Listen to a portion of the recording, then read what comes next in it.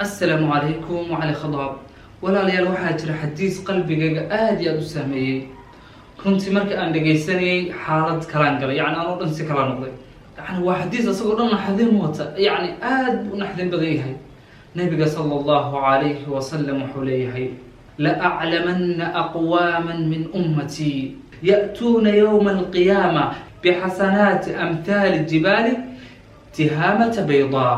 waxaan ogahay buu leeyahay nabiga sallallahu alayhi wa sallam la a'lamanna aqwaman min ummati waxaan ogahay dad ummadayda kamida ya'tuna yawm al-qiyamati bihasanati amthal al-jibal tihamata bayda waxay la imaanayaan xasanaad aad iyo aad u badan yani xasanaad buuraha la egay la imaanayaan kadib nabi sallallahu alayhi wasallam wuxuu dhahay fayaj'aluhu Allahu haba'an manthura la hawla wala quwwata illa billah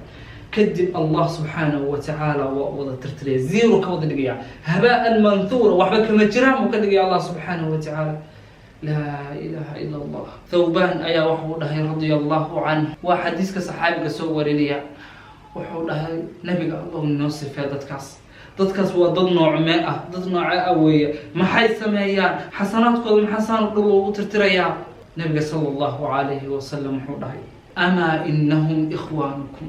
wa walaalihim wa min jildatikum yani waa dad idinka tirsan weeye wa walaalihim waa dad idinka tirsan wa ya'khuduna min al-layli kama ta'khudun habeenkiina salaatu layl ay tukadaan la ilaha illa Allah dadkaas xasanaadkooda la tirtiri dadku waa dad habeenkii salaatu layl tukana ana badanka salaatu layl ma tukanaba yani waa yaryihiin dad yani salaatu layl soo kacabunti aad iyo aad buu yaryihiin marka walaalayaal dadkan yani xasanaadkooda saas loo tirtiriyo salaatu layl ay tukadaan Allahu akbar haya waa maxay dibka jir waa maxaa weeye sababta xasanaadkooda loo tirtiriyo waa maxay dambiga ay sameeyaan nabiga sallallahu alayhi wa sallam xuda walakinnahum idha khalaw bi maharimillahi intahakuha la ilaha illa Allah hebel waa qof wanaagsan dadku dhan wanaag ay ku yaqaanaan laakiin markuu qolka uu soo galo dariishadaha uu daahiyad u sii daayo albaabka uu hoosta ka xirto uu kaligiis dhaqdo asaga iyo Allah kaliya ay noqdaan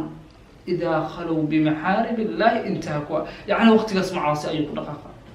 أول وقف وناكسن ضدك وناكسن يعني ضدك بركة لكن مركو كل جسم وضوح من الله سبحانه وتعالى أيوك وكل دقالة معاصي هبين السقط ده مركو ضدك السحضان أيوك معاصي قال لا إله إلا الله أيوك وضع وضع وحيابحن أيوة يعني وحد في رصدا وحيابحن ورب سبحانه وتعالى سودقي وداهي أضومديدا يا وحي ويديسانيو آن سيا يا إبريو آن كأجيبا وقتكاس أسقى معاصي يحمان أيوكو دحجرا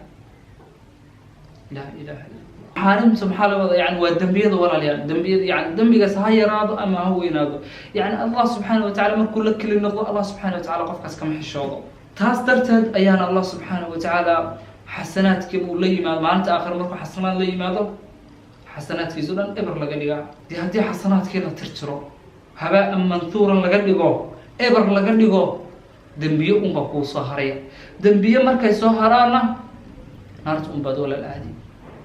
الله سبحانه وتعالى تكاسنا قوم مدرقو أنا سكت عينا مركز كوبات مركز لبادنا ولا ريال مركز يعني كريئة نقطة أي حمار نيدا بقو صهر عضو حديث كان صح حسوسه ولكنهم إذا خلوا بمحارم الله انتهكوها